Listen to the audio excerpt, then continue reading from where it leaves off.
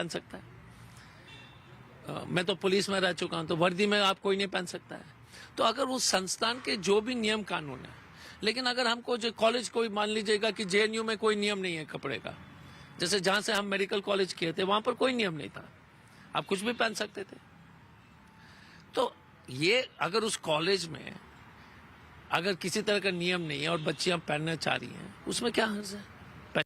और इस वक्त एक बड़ी खबर आ रही है छत्तीसगढ़ के बीजापुर से।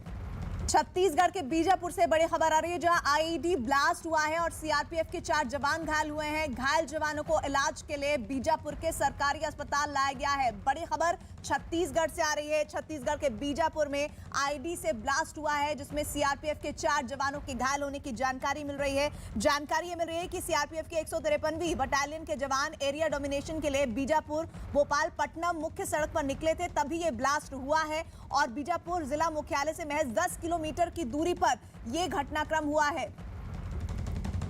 आदित्य इस वक्त हमारे साथ हमारे सहयोगी जुड़े हैं। आदित्य, और क्या जानकारी मिल रही है?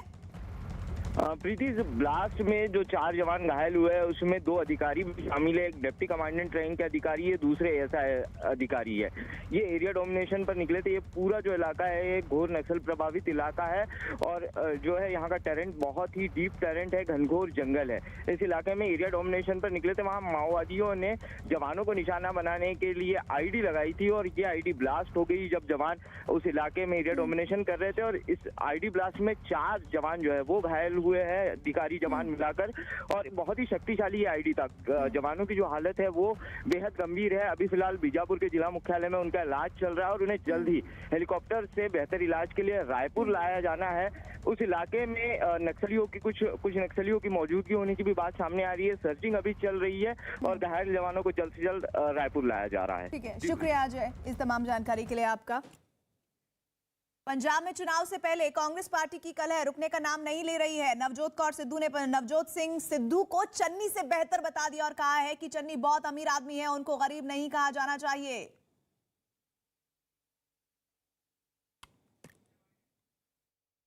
चरणजीत सिंह चन्नी को गरीब आदमी बताया गया, गरीब के साथ कनेक्ट करता है। क्या आपको लगता है कि चरणजीत सिंह चन्नी गरीब आदमी है और ज्यादा बेटर कनेक्ट करेगा नवजोत सिंह सिद्धू से ज्यादा? हमारे से ज्यादा अमीर है, हमारे से ज्यादा अमीर है। उसका घर देख लो, उसका पैसा देख लो, उसके रिटर्न देख लो, उसके पास हमारे से ज्यादा पैसे हैं।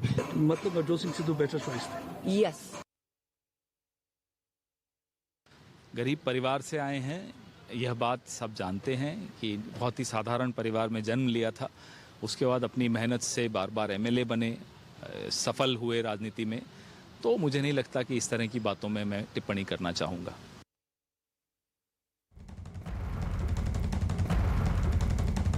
और इस बीच अरुणाचल में बर्फ खिसकने से बड़ा हादसा हुआ है। बर्फ खिसकने से 7 जवानों की मौत की खबर आ रही है। अरुणाचल के कामेंग सेक्टर में यह हादसा हुआ है। बड़ी खबर, इलाके में भारी बर्फबारी जारी थी और इस दरमियान यह हादसा हुआ है।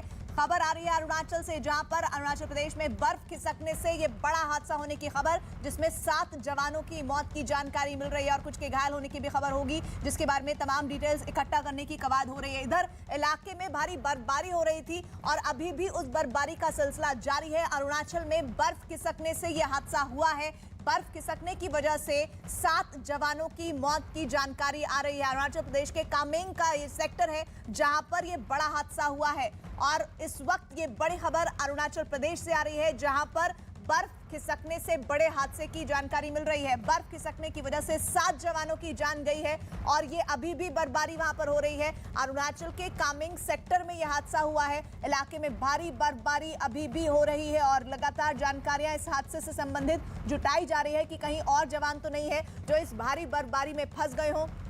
क्या कुछ जवानों के घायल होने की भी खबर है। इन तमाम पहलुओं पर तफ्तीश की जा रही है, जानकारी जुटाई जा रही है। लेकिन जो पहली जानकारी अरुणाचल प्रदेश के इस हिस्से से आ रही है वो जानकारी ये आ रही है कि 7 जवानों की मौत हो गई है और बर्फ खिसकने की वजह से यह हादसा हुआ था और बर्फ खिसकने से इन 7 जवानों की जान जाने की बात सामने आ रही है। कामेंग सेक्टर है अरुणाचल प्रदेश का, जहां पर यह हादसा हुआ और इलाके में इस वक्त भारी बर्फबारी जारी है। हमारे साथ संदीप बोल सहयोगी जुड़ा है। संदीप, कितनी देर पहले यह हादसा हुआ है और 7 जवानों की मौत और इसके अलावा कुछ और डिटेल्स?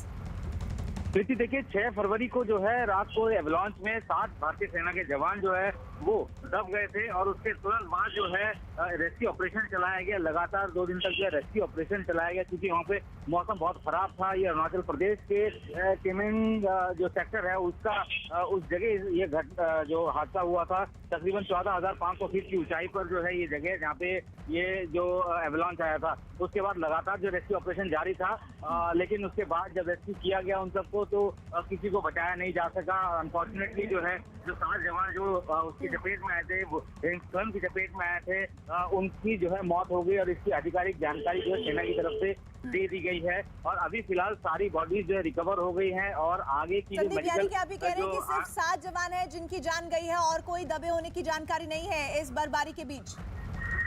नहीं, देखिए अभी और किसी दबे होने की जानकारी नहीं है। जो हमें जानकारी मिली सूत्रों के मुताबिक कि सबसे पहले एक जवान जो है वो जो एवलांच में चपेट में आया था, उसके बाद जब उसको बचाने के लिए बाकी 6 जवान वहां तक पहुंचे तो उसके बाद वो भी उस चपेट में आ गए। इस तरीके की जानकारी अभी अंदर से आ रही है, लेकिन अभी फिलहाल 7 जवान थे जो कि एवलांच की चपेट में आए थे और अभी फिलहाल कोई दूसरा जवान जो है वहाँ पे शुक्रिया जानकारी के लिए आपका।